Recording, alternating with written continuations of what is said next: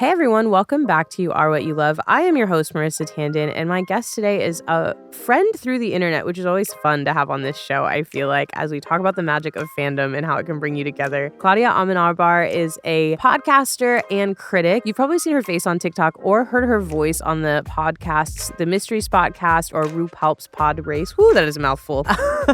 You have also potentially seen her official reference on the Wikipedia page for Tangled the series. Please welcome Klaudia to the show. Hi, shout out to the Tangled the series article that I wrote that has me now referenced in, I think because I said, it has a sword lesbian in it. Somebody took it as that there's actual LGBT representation. So it is also referenced on list of animated LGBT characters on Wikipedia as well, and also in like LGBT representation in animation. I'm like, how did I end up in all those places? I was like, it's not actually gay. Oh my goodness. So you're on Wikipedia as a liar, is what you're saying. But I wasn't like in context, I wasn't lying. And it's not lying because it is another canon in the Spanish dub situation. Oh, I see. A classic Supernatural situation. It is quite similar to Supernatural in that there is a character named Cass who says, I love you. Mm-hmm. In a friend way, in English, in a friend way, quote unquote. But then in Spanish, she says te amo, which and is her name is also Cass. Okay. Yeah.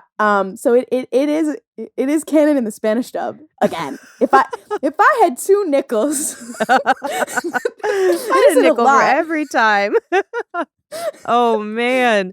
Well, why don't you tell us what we are talking about today? What is the piece of media that changed you as a person? Mine is. It's something that a lot of people love. So when I say like, oh, I like this thing, people are like, oh, everybody likes this. But I'm like, no. I like it in a different way. Mine is Sailor Moon. Yay! It was not my first anime, and it's not like I'm like, oh yeah, it's the best one ever. Although I will argue that it is one of the best pieces of space opera, better than Star Wars. And the reason that I talk about it is like, I think it was one of the things that introduced me to fandom. Like the first piece of fan fiction I think that I ever read, I believe, was Sailor Moon fan fiction. Love it. I could be wrong, but like for some backstory of how I got into Sailor Moon. When I was growing up, my parents were like, you can't watch anything that is not public television. I wasn't able to watch anything like Nickelodeon, Cartoon Network, anything like that until I was like 8 or 9 maybe. I also was not allowed to have any like gaming systems when I was a kid. Oh, brutal. So like, I'm 28, so like I should have been like in original grade, like Nintendo 64, like all these kind of stuff. But like I didn't have a console. I had a handheld. I didn't have the Game Boy Advance.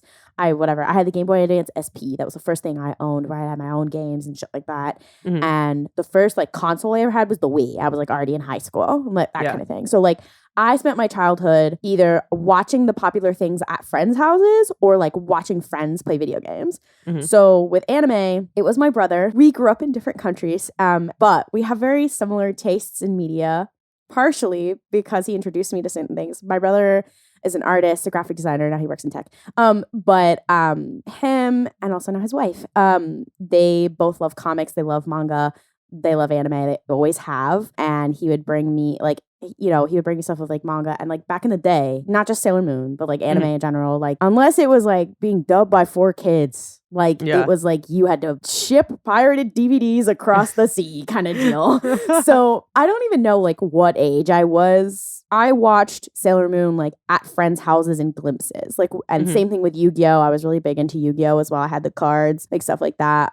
Same with Pokemon, like all that kind of stuff. I watched it at friends' houses, and like this should have been a sign that I was gay and that like I really liked Sailor Moon. I was like, I need this to come back on, and I can't watch it because I can't watch any other TV. And I thought about it for years. I was like, I love this thing, and I can't watch more of it. It's girls and they're animated, and then like Totally Spies came on, and I was like, that'll have to suffice. And then I became really, really into the Winx Club, like really into it, and that was because I couldn't get Sailor Moon. Well, before we go too far off of Sailor Moon, I always want to try to make sure people who are listening who haven't seen what we're talking about know what we're talking about. So in your like quick under a minute explanation, what is Sailor Moon? Yes. So Sailor Moon is a shoujo meant for girls. It started as a manga and then was adapted into an anime, now an international phenomenon, franchise, etc. that is now has become a fairly popular tropey kind of thing, although it was not the first of this kind of story, nor is it the last, but it definitely popularized the magical girl variant of shoujo. And magical girl has now gone into lots of other stuff, mostly inspired by Sailor Moon. And it's basically just about a young girl. She's in the 8th grade. Her name is Usagi. I will be using the Japanese names because I'm a purist. Not because I'm an elitist or I don't like dubs. I really do. It's just that the Sailor Moon dub is legendarily ass, and I'll get into that. This young girl, her name is Usagi. She's in the 8th grade. She's clumsy. She has bad grades. And one day she meets this cat, and she saves this cat from being like bullied by these little kids. Mm-hmm. And then the cat's like, "Hi, I'm a talking cat from the moon. You're a superhero." And she's like, "Huh?" and the cat's like, "Get it together. You need to go fight people." And she's like, "I am literally 14. I am literally just a baby." And people have hated on her for decades at this point, being like, "She's such a crybaby. She's whatever." And I'm like, imagine being a child, being jump scared, being 14 and being jump scared by a cat who's like, "You actually need to go beat up monsters in the street." And this cat gives you no guidance until like halfway through the fight. And she's literally fucking traumatized. I was like, yeah, of course she would be. Of course she's a crybaby. I would too. Leave her alone. So yeah, basically it's about that. And then she starts to meet these other girls who are also, they're called Sailor Senshi. If in English, a lot of people know them as Sailor Scouts. Sailor Senshi, they're like Sailor Soldiers. And they all have these powers from various planets in the solar system. And they have to find this princess. Spoiler alert, it's her. And they're like, "Who's the princess?" "I don't know. The moon princess. Maybe the one named Sailor Moon. It's her." Anyways, but yeah, it's about that, and basically her fighting off various monsters and then fighting big bads, and like it can be quite formulaic, in especially the anime of like, we're fighting the smaller monsters and then there's the big one at the end kind of deal. But you know, the manga itself was so popular that like it was a situation of like she didn't know how long it was going to go. Like a lot of manga is serialized. Sure. She didn't know how long it was going to go. She thought it was going to end after like each arc. So like each arc that she created was like, you know, each arc that she created was like a bigger bad. And she's like, "It's going to end after this one." Very Legend of Korra coded. It's like, "It's going to end after this one, right?" And people were like, "No, we want more." And she's like, "Oh, okay. Fuck it. Let's have more planets in the solar system. Asteroids. Fuck. I don't know." And she ends up creating this huge space opera when it just started as like these girls fighting with the power of friendship. Okay, so you started watching it when you were a kid. You mentioned like your parents weren't allowing you to watch what you maybe necessarily wanted to watch. You were only watching PBS, basically, yeah, right? And that's not to hate on PBS because no, PBS is great. Banger shows. And it was always on my mind. And I think when I got my first handheld device that could connect to the internet, that was not like a flip phone where you accidentally press the internet button. When I got an iPod Touch, that was not like a computer at school or something like that. And I could, you know, watch and read things in private in my room. It was all downhill from there. I got an iPod Touch and also had access to early YouTube. Right. And I realized you can watch anime in parts on YouTube. And I think I was in either the 7th or 8th grade, and it was the summer. And like, this is before you like have to get internships or that kind of thing. And like, I was a very hardworking, like overworked person. I had a lot of activities. I didn't like go away for like camps or whatever. Like I did dance intensives. I did musical theater. I played the violin, whatever. Like I did too many things. So like now I could like do things for me. And my thing was always reading. Were those things that you were doing, like violin, dance intensives, were those things that you wanted to do or like things that your parents wanted you to do? I wanted to do them. I think my parents, like they would always ask of like, you know, "You don't have to do this, whatever." And I'm like, "No, I like it. And I like being busy. I don't like being alone with my thoughts." So you were an overachiever as a kid at the time. Oh, absolutely. And I was very much like, if I don't take every advanced class and get perfect grades and go to an Ivy League school, I'm going to fail in life. Spoiler alert, I got great grades. I went to an Ivy League school. I failed in life anyway. It's terrible. Oh, classic. What part of the country were you in as well? Like I know you grew up in the US, but you mentioned your half-brother did not. Yeah, so I grew up in the DC area. Okay. You know, and in the suburbs of DC, where there's a lot of people who have money and everyone's very competitive. So I finally had free time and I was like, I've always really liked Sailor Moon, but I've never actually seen it. I'm going to watch all of it, come to find out. And this is where I started to like, Sailor Moon really like taught me how to like deep dive into something, like how does one get into an old franchise? And like, I don't know how old Wikipedia is at this point. Like, so this is around like 2007, 2008. Okay. So you're like 7th or 8th grade, basically. Yeah. Yeah. And I took the summers between like 7th, 8th, 9th grade, maybe 10th. I can't remember. I watched all 200 episodes of the original Sailor Moon anime. And at this point, the redub had not happened yet. Okay. Spoiler alert, they redubbed the entire anime. So this was like the original dub. I watched all 200 episodes in the dub. And then I watched it again the next summer. Might have been the same summer. Can't remember. But I ended up watching that. And then I was like, okay, I want to get more into the lore. So then I read like the manga for the first time. And then I was getting into like wikis or whatever because accessing things like the live action and the musicals was like impossible at that time. And you were doing all of this on your iPod Touch in your room? Yeah. Okay. Yeah, it was on it. And the Wi-Fi strength was not really good because we didn't have repeaters. So I would sit on the end of my bed with my arm extended watching 380p, Monster of the Week, Sailor Moon, episode whatever the fuck, part 5. And for anyone listening that is younger than 25 probably, an iPod Touch is about a little smaller than your typical iPhone. Yeah, shit was small. I had a desktop computer. I was privileged enough to have one, but it had to be like in a specific room in the house, and the screen had to be facing the door, and the door always had to be open. So this was all pre-Tumblr, very much, and like I was like on my own. So like I got into all the lore. I read the manga. I watched the anime, like all this kind of stuff. And then I was like, I don't even know where I heard that fan fiction existed. But then I put into google.com Sailor Moon fan fiction, or probably like Usagi Mamoru fan fiction or whatever. And the things that came up at the time were fanfiction.net.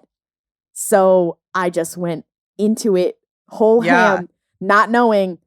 So you said, one of the things you said earlier is that you were watching it at friends' houses first. So like were your friends all Sailor Moon girlies? No. I was really young.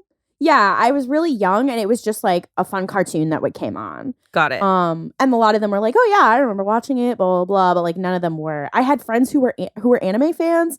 I was not like in the weeb club or anything. I actually at that time I was still a really big reader before I like got into fan fiction and Tumblr and all that kind of stuff. I was a really big reader. My friends and I were really like big. We were really big Twilight fans. We had a Twilight fan website. But yeah, so like that was like my main thing, and like I didn't really have a lot of like weeb friends or like anime friends or anything like that. Which is probably like why my like development into anime was very stagnated. Yeah. So it was very much like a solo experience that you're sitting in your room hunting it down. Yeah. 100%. And like I didn't really have anybody to talk about it with. I did later, but like I didn't have anybody to talk about it with. And that's how I also got into like other things. The YouTube recommendations getting me into Vampire Night. Girl. Yeah, it was a very solitary experience. That's probably why I have like really bad habits with fan fiction now, because like I didn't know you could like save fan fiction or like what any of these things meant or whatever. So like to this day I'm like, oh, you can bookmark shit. You can like I didn't know any of this shit. Yeah, you like, didn't know you could save it. I think people are learning that still. Like I think it's so interesting too, because I think every once in a while on this show we realize like how fast technology moves, because it really is like a year to 2 years difference. Something is completely different in the way it's consumed. So like I'm so interested now with like the conversation about AO3. People really want like essentially a curated for you page on the homepage of AO3, and they don't understand that there's like a highly curated searching system. For those listening who don't know what I'm talking about, AO3 is Archive of Our Own. We've talked about it on this show before, but it is essentially like, in my opinion, the end all be all of where to find fan fiction. Absolutely. I think, it's really like curated all of the old stuff that used to be on LiveJournal and fanfiction.net. Most of it migrated over, so you can still find the old stuff and there's new stuff, and you can highly, highly, highly filter what you're looking for. Like, and it's, I was there for the initial migration to AO3, like from fanfic.net. You either came from LiveJournal, you came from fanfic.net, or like DeviantArt or Quizilla or some shit. Like we came from all different places. I was there for the initial migration. Now that TikTok is a thing, and there were a lot of people who didn't even know Archive of Our Own existed. Like Wattpad was their first thing. So you have the people coming from Wattpad are the people who are like, oh, why isn't there an algorithm? And are like, not around here, partner. Yeah. Not around here. Well, and it's the thing about it is it's like, I think an algorithm, in my opinion, for AO3 would be bad because it would be terrible. It's a great way to keep yourself in one spot that you're not looking for. And also, I don't know, I think the internet at that age, like 2009, 2010, was like a very specific moment in time that I weep for every once in a while. Shout out to YouTube at that time. That was truly gold. Well, and also like you could like I know so many people that, and myself included, that started TV shows purely because of like the number of GIF sets they were seeing on Tumblr of it. And back then, like it's the same thing on TikTok, I think, a little bit of like I think so, but to a different degree because Tumblr at that time did not have an algorithm that was serving you things that you weren't following. Yeah, so that's true. it was only now it does. Now it has like a mix in of like things we think you would like a For You page. But like back then it was just an amalgamation of everybody you were following with a reverse chronological timeline. So the only thing you were getting was content from blogs that you were already following, whether those people you knew in real life or like people that you had started following because they liked this show. So it was like a very pure way of, well, whatever is showing up on my page, like on my dash, is from someone who likes something that I like. Exactly. Yeah. And so like that's why there was like a bit of like your For You page on TikTok, 90% of it may not be what you're interested in, or you might like watch something that is completely out of context, which is not to say Tumblr didn't take things out of context. Yeah. And also that following thing, also that made discourse worse because if you didn't actively go, I'm just going to follow more people so I don't see the same bullshit over and over, you were stuck in your circle. Yeah, you were in that little circle. You were stuck in your circle. It's like, you still have that, whatever. I miss that time. I miss that time on the internet so much. There were some things that were not great. I mean, hey, I'll say, I learned piracy and the kids are not learning piracy. They're learning now slightly, but like there's no mega video, there's no kiss anime, there's no whatever. Like the girlies, well, things they are so much at easier to disadvantage. access now. I think it was different back then because like nowadays, if you want to watch Doctor Who, it comes on 24 hours after it comes on in the UK, and you'd be asleep anyway. Like before, it was months. We're almost regressing now because, like, actually, speaking of Doctor Who is a really good example where Doctor Who got really popular because it came to Netflix, and Netflix was like pretty much the only streaming service, and it came to Netflix internationally, and everyone was like, "Oh my god, Doctor Who!" And then they started airing new episodes, and they weren't immediately putting them on Netflix, or even after a few months putting them on Netflix. Yeah, they started doing like, "Oh, you can stream them on the BBC website if you have like a cable password." And most people didn't have cable, and then outside the US or outside the UK, you were shit out of luck. There were just countries where they didn't have anymore. So people were like, oh, Doctor Who dropped off. I'm like, I'm going to be real with you. Like, yeah, some of it did drop off, but also most people stopped watching just because they didn't have access to it anymore. And it's going to come back because it will just be readily accessible. Yeah, it'll be interesting. I think because it's like, I think streaming really did bring a totally different access to like global television, like television made outside of the US, which is great, I think. Because you can, Netflix alone, you can watch dubs in so many different languages. Like Squid Game is a great example. They realized that it's cheaper to import things than to make them domestic. Well, sure, yeah. I mean, there's a business answer behind all of it, but I mean it in the sense of like, I think kids growing up now and like the internet now of television have a more global view of TV than we did. Absolutely. Which I do think is great. Yeah. And actually, like, there's a lot of data about like how Gen Z, especially some millennials, but mostly Gen Z, like they watch animation more than anyone, and it is mostly anime. And like, millennials watched a lot of anime. And I'm sure that like, and growing up, it's just like they consider it just another piece of TV to choose from. It's not like a specific thing. And like for us, anime was like, you gotta search it out. I agree. I think it's like, I think the positive of it is things like, I can't imagine Squid Game and Parasite being as widely like accessible as it was when they came out. because, or at least in America, because like people hated subtitles like at the time. Yeah. It was like a really anti thing. Yeah. And now there's so much data that says like Gen Z watches everything with subtitles on. So Yeah. They don't care if it's in another language. even English language content, they're watching it with subtitles on. So it's a lot easier to watch something that's actually like Squid Game in particular comes to mind because there was so much content saying like, don't watch the dub, like watch it in the original watch it in the original Korean with the subtitles on because it's like more accurate. Yeah. And I do remember that as a moment where I was like, oh, this was not happening at the beginning. We were importing British television. Well, and when I talk about like the writer strike or whatever of like that the 2007-2008 writer strike, I like to talk about the domino effect. One big part of that whole thing was like this was the beginning of streaming. It was like before streaming was a big thing, whatever, and they didn't know how to classify it, whatever. So these companies tried to argue that streaming was new media. New media, yeah. And to compensate for the fact that the entire industry had shut down with scripted content, they filled it with unscripted content. But what's interesting now, if we are going to have a writer strike again, is that in the meantime, we got streaming services, they got really popular, and they got really popular with domestic content. Then they realized, I think anime was a big piece of this, that like once they started getting anime was already popular. And so it being streaming, they were like, oh, people like things that are syndicated and licensed from other places. And they don't care if has subtitles, although people watch dubs, obviously. They don't care if it's a foreign series or whatever. Like they created a taste for it because it was just mixed in with all the other shows, and that was like a thing. So now, if there's a writer's strike, they don't have to just fill it with unscripted content. They can just fill it with foreign shit because everyone will watch it.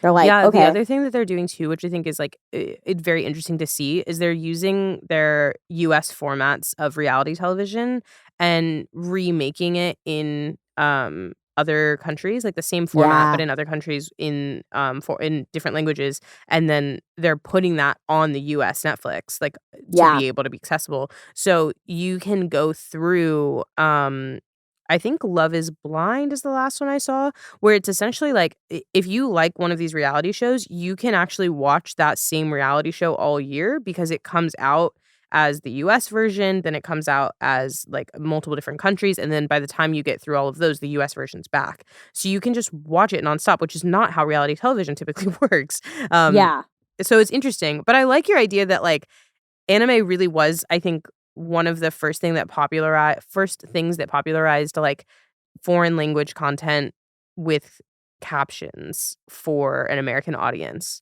And then, there was within anime, like there was a stigma, Sailor Moon being one of them, of like dubs being horrible. Nowadays, the dubs are really good. I watch both because like I really like the dubs. I like voice acting. So I love listening. The English voice actors, they put in the work, they put in the hours. I mean, on all the languages, they do such a great, incredible job. But I also love watching it in the subs just because there's the way that it's translated is slightly different. I love looking at the differences.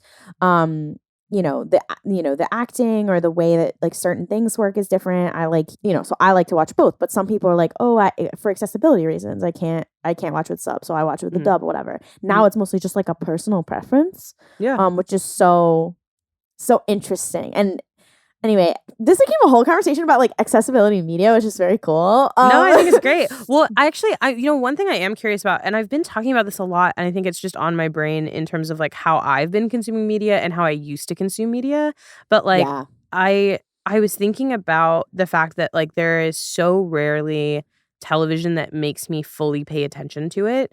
But the one time I do really pay attention to everything is if I'm watching something in another language with subtitles because I have to. And then I watch I laser focus on the media in a way that like I'm not doing with other content that I should be doing so with. With animation, I will pay attention a little bit more because I'm like, I gotta appreciate the artistry. I have a very bad problem of playing a little game on my phone while I watch things. So I can now like watch a C-drama, read the subtitles, be playing Candy Crush underneath, be doing both at the same time. And I'm like, and it took me a while to develop that skill. But also it's like I read books as audiobooks, I listen to podcasts. The only way I can do that is I'm playing a little game on my phone or I'm doing something. Like there's no way I can do it. I read so much as a kid, nonstop. to the point that I could read and like walk like with a book in my hand kind of thing. Yeah. And like you're so focused, and I really miss having that level of focus in terms of like while I'm consuming a story. The shift for me was wild. So like I was talking about like when I first got into Sailor Moon, like I read books. I volunteered at the library of the summer for the summer reading program. So I'd be one of the kids sitting in the front and if you signed up for the summer reading program. So I would volunteer all day and then I would come home and watch Sailor Moon for 6 hours. Okay. So that was my thing. And I would be reading print when I sat there. So I would be like, I'm going to read every single Redwall book, come home, watch 50 episodes of Sailor Moon, rinse, repeat every single day, then do a 2-week dance intensive, do it again. You can see there's something wrong in my brain. But like I read so much print and that was most of my fandoms. And then I had access to the internet and it shifted. I had access to the internet, but I also like had so much schoolwork, whatever, that I couldn't make myself read. I didn't have time, first of all, but I also like couldn't make myself read. I didn't have time. And then I went to college and I was reading for college and I couldn't make myself read print anymore. That's also when I got into audio dramas. And I was on public transportation a lot and whatever. And I didn't read as much anymore. And that's a common narrative, especially on Book Talk or whatever. Like I didn't read as much anymore. I was reading fan fiction for sure. Yeah. And I was consuming audio dramas and I read comics. I didn't really get as big into comics until I got into Star Wars comics though. I read manga sometimes, but I really wasn't reading as much. It was actually Star Wars that got me back into reading for real. Oh, because you needed to read the books that were coming out in tandem? Yeah. Well, the only print books that I had read were the Percy Jackson books that were coming out because there were spoilers on Tumblr. It was like the one thing that Tumblr cared about that was like just books. And I was going to like the college Barnes and Noble to get the Mark of Athena to be like, fuck, I can't be spoiled for this. Yeah. But other than that, I stopped reading for a really long time. And it wasn't until like, now you have Libby and you have Hoopla and you have whatever. Sure. Like, yeah. I was like, I made this project for myself. I'm going to read the entire Star Wars canon, not the legends, just the canon. And this was like after the sequel or like when the sequels were happening or whatever. And I was like, I'm going to read the whole Star Wars canon just because I can. And I had access to the New York Public Library and the Brooklyn Public Library.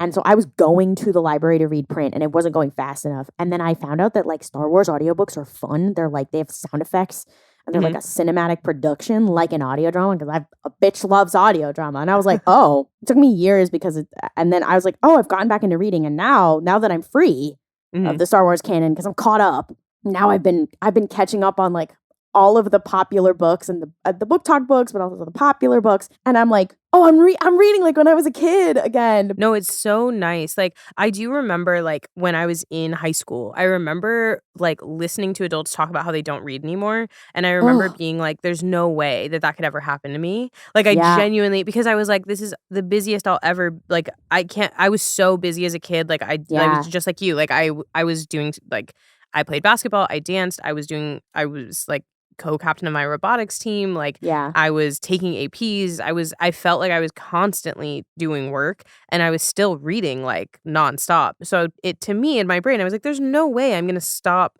reading. And you don't realize that it happens. Like it just, you don't mean for it to happen, but you get overwhelmed with like, not necessarily like time constraints, because I think like I was so busy as a kid, because you keep kids busy for a reason, and you're like figuring out who you are and all of those things. But like now I'm like, it's like the weight of responsibility, like time, you're just tired.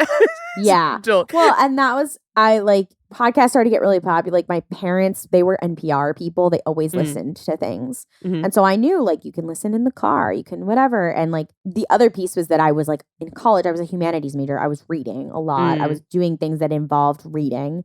But then as a career, I went into social media, which is reading and scrolling all day. Yeah. So for my turn off my brain activity, I liked watching something. That's why I'm still not a gamer, because I consume media critically. I don't switch my brain off, but I do turn off the active reading brain. Which is funny because my partner is the exact opposite. They're a literary agent. They are talking to people all day. They're reading emails. They're writing emails. They are on calls, whatever. And then like when they want to decompress, they don't want to watch TV.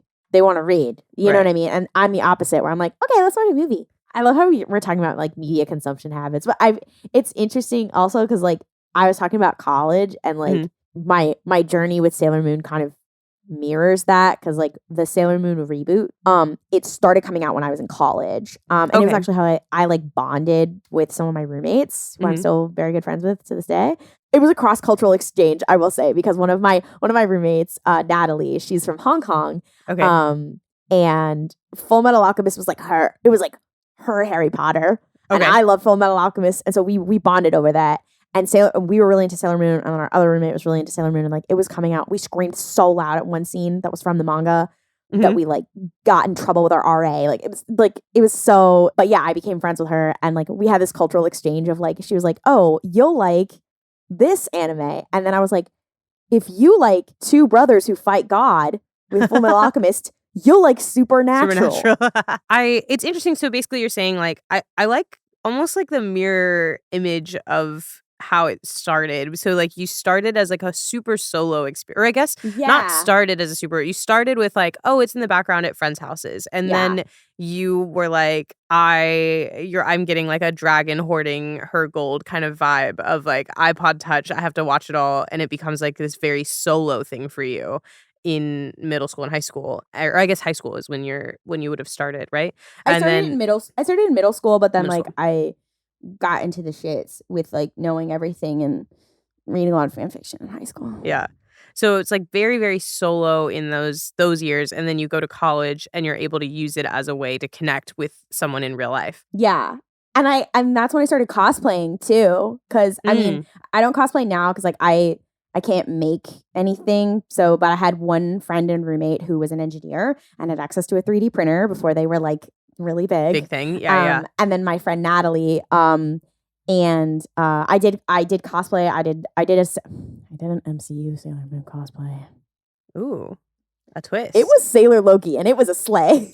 And my friend did Sailor Thor and it was a sleigh. So you were doing conventions in college. Like you sort of like transitioned from online nerd to nerd in person with nerd friends. Yeah, my friend Natalie brought me to, it wasn't an anime convention, but it's basically like a festival. It's like an outdoor festival at this big park in Philadelphia. I went to school. I went to Penn in Philadelphia. Yeah. So I was going to anime conventions, and then I was sharing my Sailor Moon fandom with other people. Like I would say also like the manga itself, I brought with me all these times because like there's all these things that they've changed and whatever, and I've read it a couple times. Like when I watched all the anime, I like read scanlations of it when I was in middle school, and then I want to say I read it again, or at least some of it again in college. I think when I moved to New York and I had access to the New York Public Library, they started releasing a new translation, a new version called the Eternal Edition. I started reading, and then actually recently I reread all of it. So I've taken it with me the whole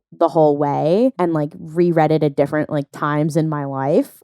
Which if we're talking about consumption habits, I am not a rereader, a reconsumer. I'm not a rewatcher. And I know that is not normal fandom behavior. I know that's not normal. It's interesting. Like I like there's something cool about, I mean, Sailor Moon being the exception to you, it sounds like, where you're like, I will go back and return. But I'm always interested in like how people consume the thing they love the most, which sometimes can be like, I don't want to re-enter it for the chance that I might find something that I don't like on the second, you know? Oh, yeah. That's actually me with the Sailor Moon anime. Okay. I'll reread the manga over and over. But you can't watch it again. Well, it's 200 episodes, so rewatching it again is an endeavor. You know when there's something in a piece of media where you're like, oh, that didn't happen. Not in my personal version. Yeah. No. Agreed. 100%. Sailor Moon has a couple of those where I go, and I'm choosing to ignore that. Forget that. Yeah. Yeah, we've talked about that sometimes on this show. Like when we talked about Buffy, there's like a very clear episode that everyone sort of pretends didn't happen. And I think a lot of times I find that the characters that I relate to in like a deep way, especially things that I was watching like in high school when I was figuring myself out, it's always really hard because I find that those characters very rarely get a happy ending. And that's so difficult to watch. Like it makes you feel as, I think like everybody has that. Like when I said it, like I'm sure something registered for you and you were like, oh, it could be this character, it could be this character. And it's unending.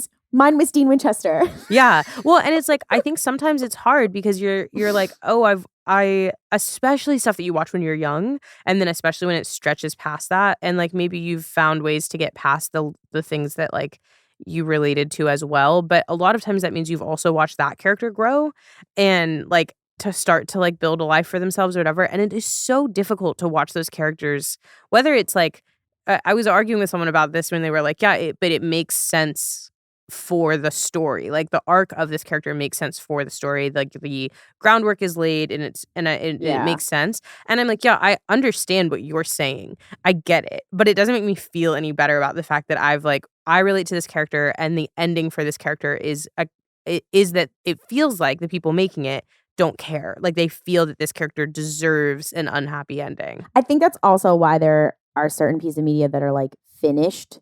Yeah. So Sailor Moon being like, when I got into Sailor Moon, it was finished. Yeah. You know, both the adaptations and the original text were finished. Like I didn't have to worry about that, and that takes this weight off of you. Mhm. Like Star Wars is this problem for me all the time, where I'm like, it's never gonna be finished. Yeah. Like, do you know how when they were like, we're writing more Percy Jackson books? You know how fucking scared I am. You know, Yeah. Like No, I was that's like, the thing is, it's like you're worried about being unsatisfied. You know, like yeah, or not even being unsatisfied, but just that like we've gotten so far. We can't fumble the bag now. With Sailor Moon, is there a character that you like connect to in that way, or that you connected to? Maybe you don't anymore. It's weird because I never really had any kinnies. Yeah. Usually my kinnie character is the sad bisexual man in any piece of media.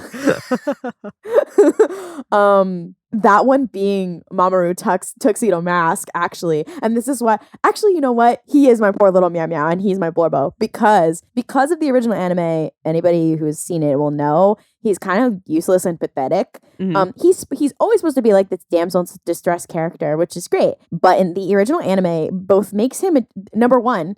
It ages him up to a point where the age difference between Usagi and Mamoru is disgusting, which is not from the original text. I want everyone listening to know that it was not supposed to be that way. He was only supposed to be like in the 10th grade when he met her. Still could be a little sketchy in that age group, but still, he was not supposed to be in college, okay? Number one. Number two, they make him into kind of a jerk. He's supposed to be like, you know, he's supposed to be like a teenage boy, whatever, but they make him into a douchebag. Yeah. A couple times, and then they also like make him kind of useless and annoying. They also have this like very problematic the Moonlight Knight arc, which is not from the manga. They made that up as filler while they were waiting for the manga to catch up. So there's all these things, and like, and here's the thing: he has all these lore about him. He's basically the Sailor Senshi of Earth. He has his own crystal. He's got all this fucking backstory. He's got all this shit going on with him. I do like the movie where they basically make him bisexual. There was this man that he had a crush on. Whatever. You know what? He is my Blorbo. From the manga, to be specific. That version of him. Yeah, like absolutely. And in the reboot now, because it's a good adaptation. It's a pretty one-to-one adaptation. In the anime, everybody hates him. And I'm like, no, justice for my boy. His backstory is so fucked up. His parents die when he's young. He's just like living alone in an apartment.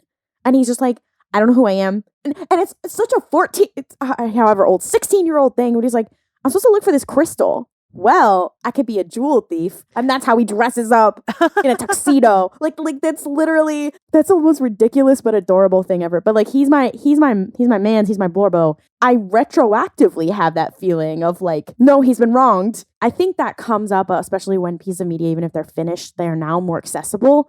And like you see new fandom happening with them. Because now there's a lot of people who are like, oh, I want to watch Sailor Moon or I want to whatever. And they're like, oh, I hated Tuxedo. Actually, sometimes I even have to defend Chibiusa.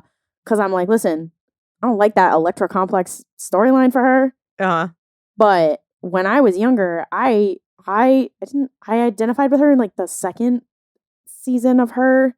Where she grows up a little. But I have to defend both Mamoru and Chibiusa like to the death on the internet. Because the girlies who have only watched the anime, the 90s anime, they hate those motherfuckers. Yeah. And I'm like, no. You know, one thing I'm curious about too is like, you mentioned you've done a lot of work in social media, and it strikes me that it sounds like a lot of your internet birth came from Sailor Moon, of trying to access it, trying to find more of it, trying to dig into fan fiction. Is there a bit of a connection there?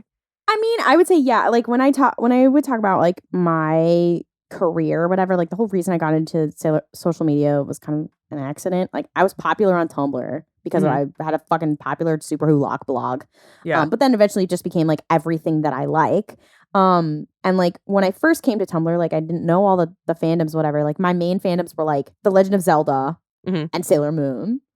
Legend of Zelda's funny because I've never finished a Legend of Zelda game, but boy, have I read a lot of Zilink fan fiction. And then I got popular on Tumblr, and then I like knew how to do other social media, and like this was the era of like, oh, millennials, they're good at social media, hire them. And I was like, oh, a job out of college, sure, I'll do that. Huge mistakes were made. But yeah, I think it definitely influenced. There's a lot of people who could probably say this about anime of like, you know, the experience of having to dig for that shit because it wasn't accessible. It turned you into an internet warrior. Like, you know. Yeah, learning how to hunt it down and like how to find it. Yeah. And like, you know, and how to navigate social media communities to find it. Like, you know, even kids nowadays, like they know like, oh, I got to look for Stan accounts to find these certain things, or I got to be on a Discord, I got to whatever. Like you inherently know more about the shit because of that. You understand how audiences react because you've been a part of a fandom, you whatever. Like, you know, Lil Nas X brought himself to viral fame because he ran a Nicki Minaj Stan account. Like because he understands the internet 100%. Yeah. And so I would say, yeah, it definitely like helped primed shift. me. It primed me for that. And like, you know, I was in very early YouTube fandom because I started out on YouTube watching Sailor Moon AMVs. You know, watching AMVs and episodes of Sailor Moon, and that's how I watch things like, you know, Smosh and like so it like sort of like helped you push over into that like early internet absolutely space. I don't know, it's interesting too because it's like we've talked a lot about how you consume media. We've talked a lot about how consuming media has led you to have relationships in life, like both platonic and romantic. We've talked about how maybe certain characters have helped you understand who you are and that space. And I think there's something really sweet about how like you went from sort of a solo experience of like, I desperately need more of this, and trying to find people on the internet who understood it because your friends in real life perhaps didn't.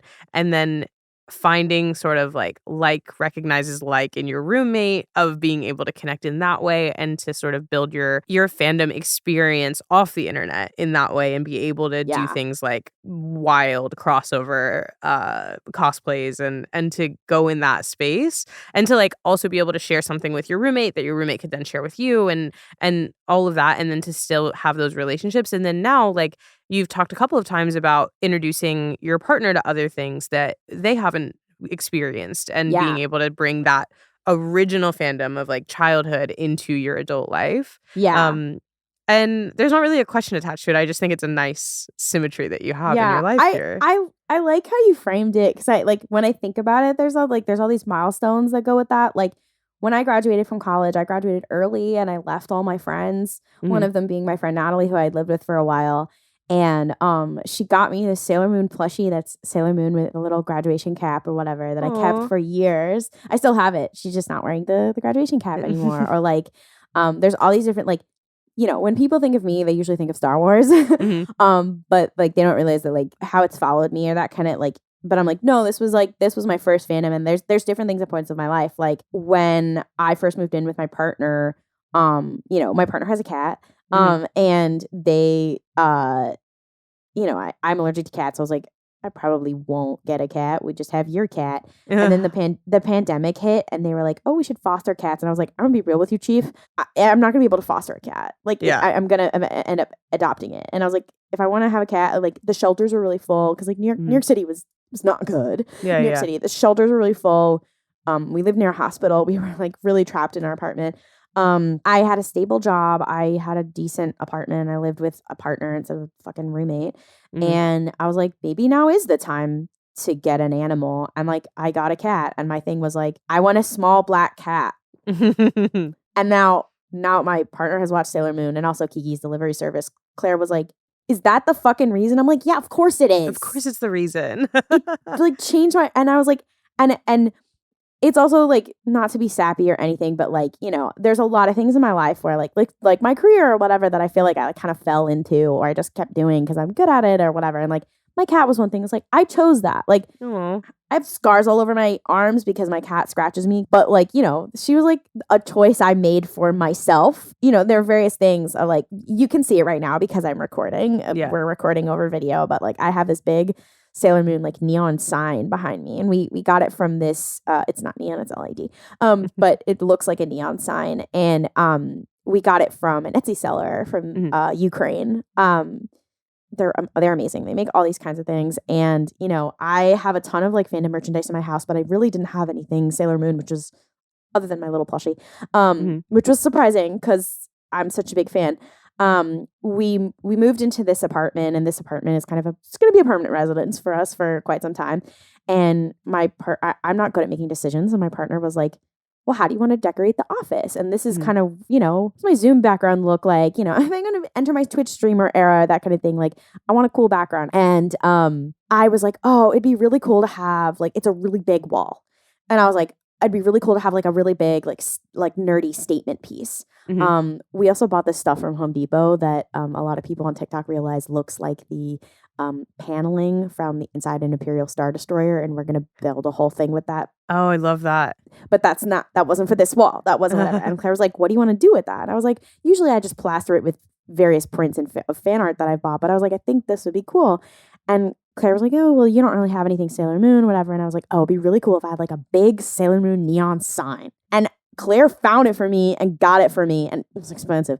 And I get compliments on it like every time I go into a Zoom meeting and like that kind of thing. And it's like a choice I made for my house as an adult woman who's almost 30. Yeah. That kind of thing. Like, you know, I've never really made big purchases like that for like furniture or a big thing just because it's something that I like. And, you know, I buy it because I need it. Or, you know, oh, I got a print and I'm going to hang it on the wall. Like I never made like I'm making a big decision for a permanent thing because I want it. So it's like, this thing has like, it's been with me through every stage of my life, through all these different things. And some people are like, oh, like, I remember I was in an interview at one point and it was for a company involved with anime. And I did say that one of my favorite anime was Sailor Moon, which is a basic bitch thing to say.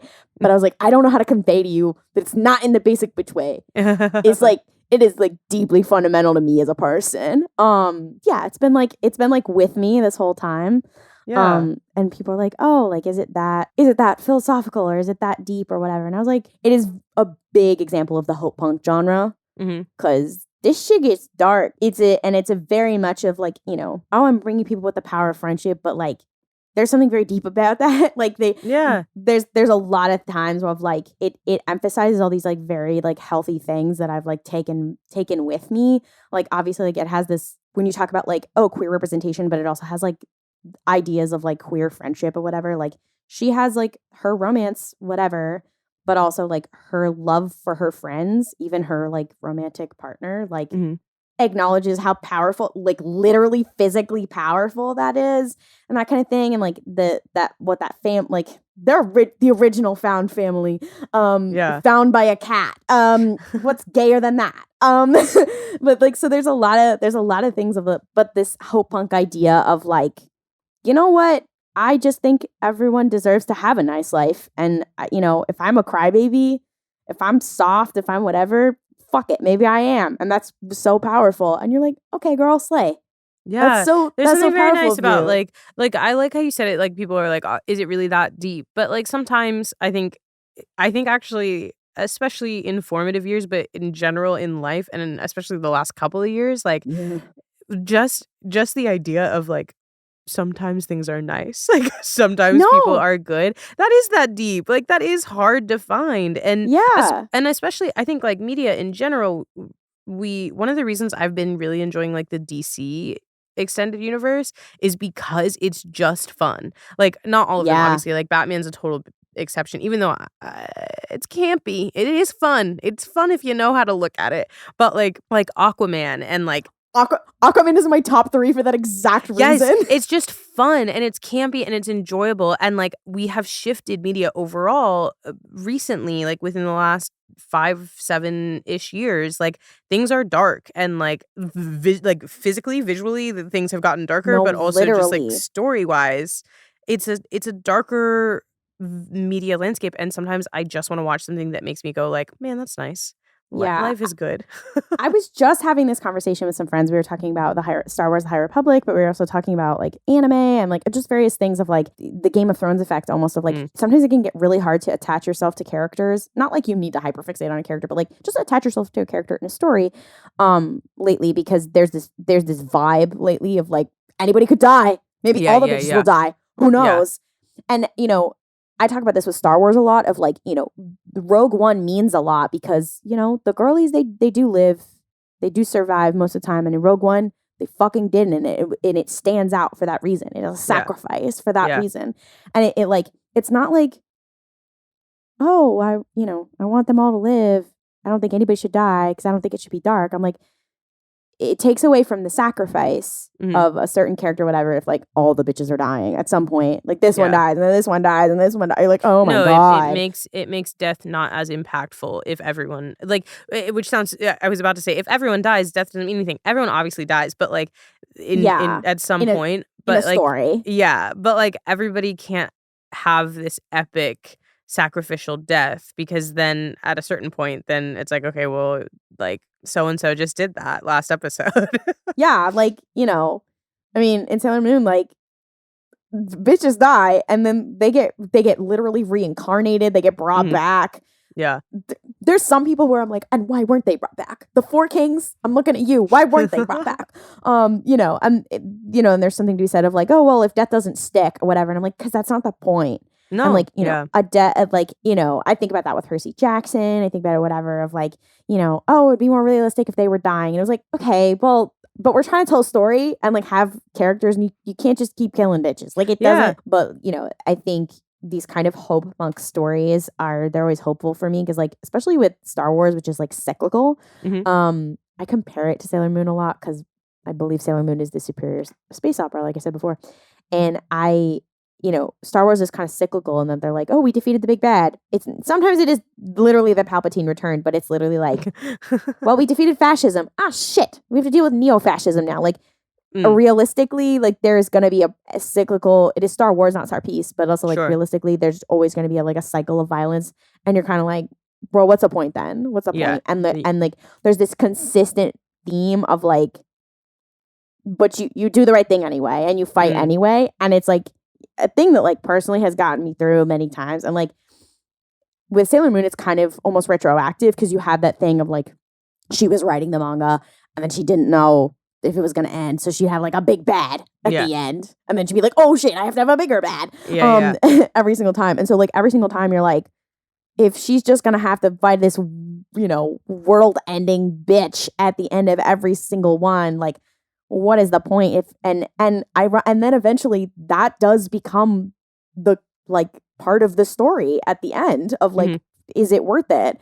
Like her from the future, Sailor Cosmos comes and is like, listen, you are a part of an endless cyclical war forever, and I'm like coming back to end it in the past. And she's like, but it's still worth it to fight or whatever. And it's like, I love a story with that message because every day as an adult is a struggle.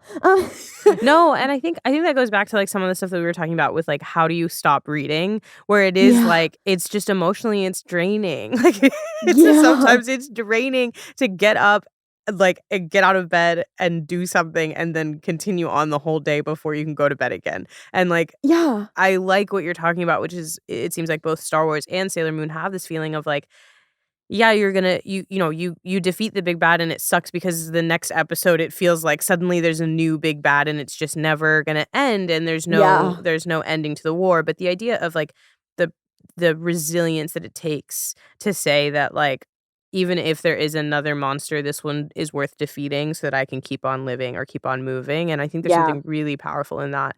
At any point in your life, I think, and it sounds like it has caught you at all of the right points in life where it takes you through those spaces, and now you're sort of like holding on to it in the last big bad that sort of never goes away, which is adulthood. Well, and it's also, and I do think it has influenced my media, not just my habits like we've been talking about, but also like my taste. Like it influenced my tastes incredibly towards this like hope punk thing, and that's why like I could just cannot get into anything that is very grimdark. Like it also like influenced me like visually, and like the art style and the drawing like in the manga is phenomenal. When you like go back to look at it from a technical, you're like, wow, this is so good and so cool. And like, you know, that influenced how much I think of like animation as an art form and how I look for it, even though I am not a visual artist. And I don't know that from a technical point of view. It influenced actually Avatars. I say either Full Metal Alchemist or Avatar are the two best shows ever made, in my opinion. And Avatar is literally about how the cycle never stops. Yeah. Ever. Well, yeah, and I feel like we're getting right into like the answer to the question I always ask at the end. So I feel like I'm going to ask it, which is if you had never watched Sailor Moon, if you had never gotten that iPod Touch, what would be different about you today? Thank you, Steve Jobs, I suppose. I mean, I want to say my relationship with anime would probably be different. I definitely still think I would like anime.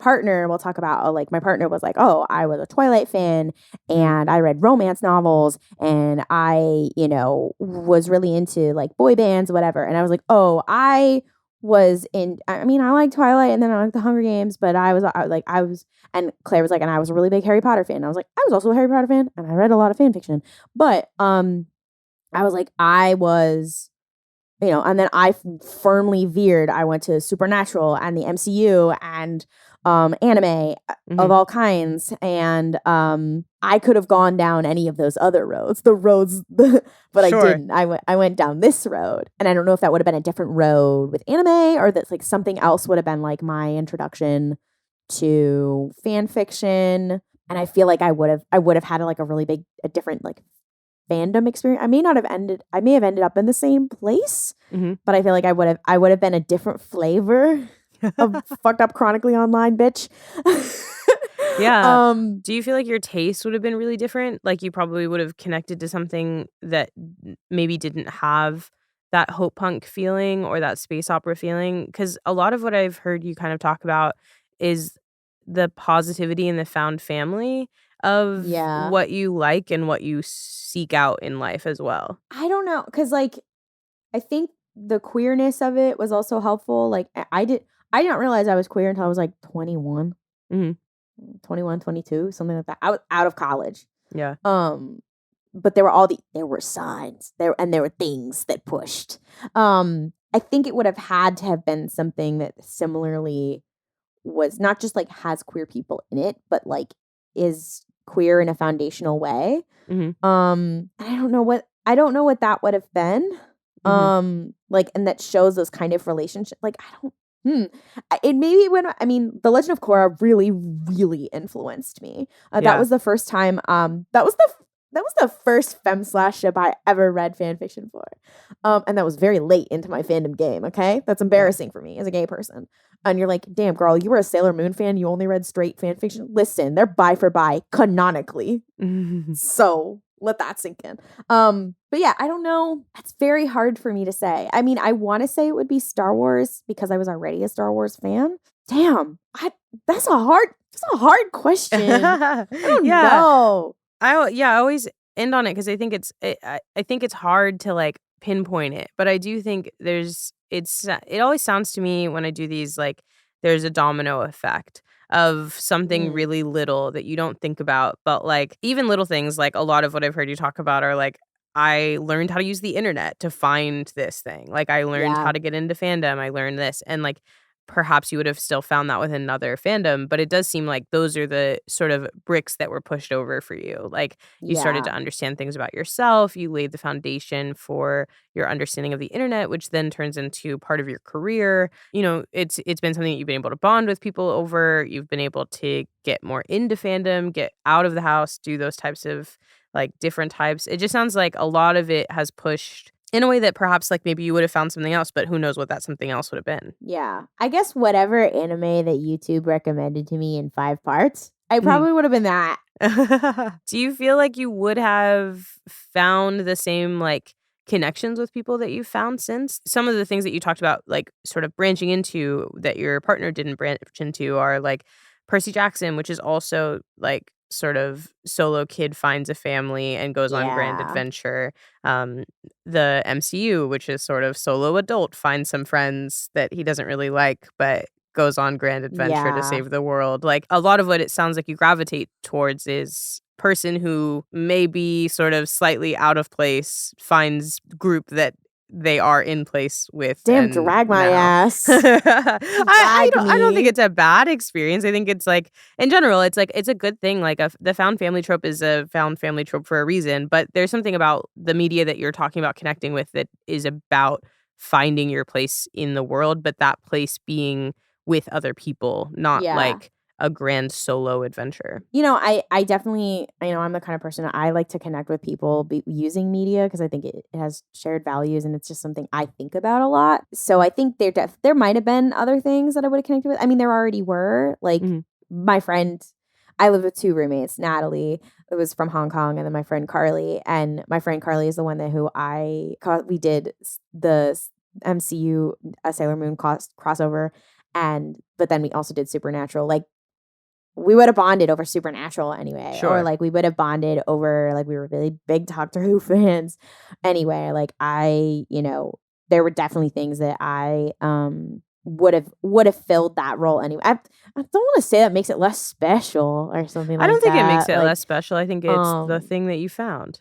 Yeah. But those were all kind of later because I didn't really like, the only fandom friends or like stuff that I did in high school was my little group of now clearly queer friends, but we didn't know that. But they were like we were the only ones who were like together with like a shared interest. And then I actually, the other piece of it is also like how early I got into Sailor Moon. So I don't know. Damn, it's a hard question.